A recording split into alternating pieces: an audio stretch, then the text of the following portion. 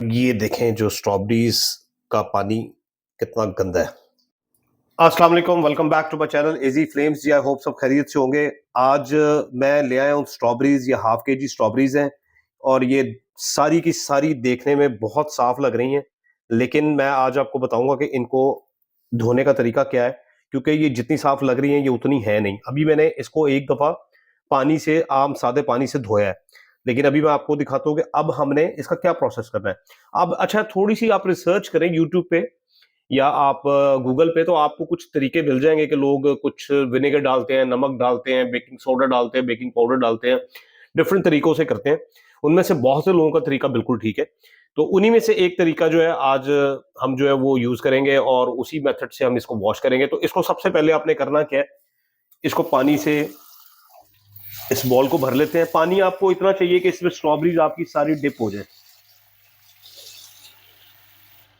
Strawberry dip होगी। अब आप ये चीजें मैं कुछ नोट करवाना चाह रहा हूं, ये देख लें अभी आप इसका पानी कितना साफ है। ठीक है, अब इसको नीचे रखते हैं, इसको एक दफा मिक्स कर लें। मिक्स करने के बाद इसमें मैं 2 से 3 टेबल स्पून ले रहा हूं व्हाइट विनेगर के, 1 टीस्पून भर के बेकिंग सोडा, ये बेकिंग पाउडर नहीं है, इट्स बेकिंग सोडा। इसको अब मिक्स कर लें। आप चाहें तो यहाँ पे नमक भी डाल सकते हैं, लेकिन नमक की जरूरत नहीं है। इसको अच्छी तरह मिक्स करके इसको 15 to 20 मिनट्स के लिए छोड़ दें। उसके बाद फिर मैं आपको वॉश करके तो मैं इसको दिखाता हूँ कि ये किस तरीके से साफ होगी। इसे 20 मिनट हो गए हैं, अभी ये स्ट्रॉबेरीज को मैं निकाल रहा हूँ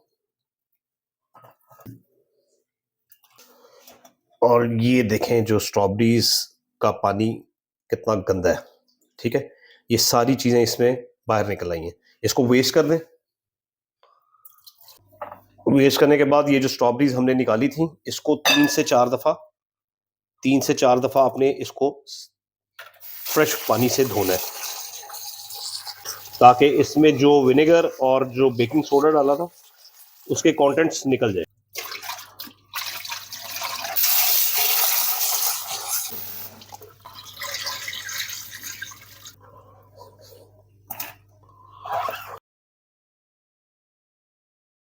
बिल्कुल वॉश हो गई हैं।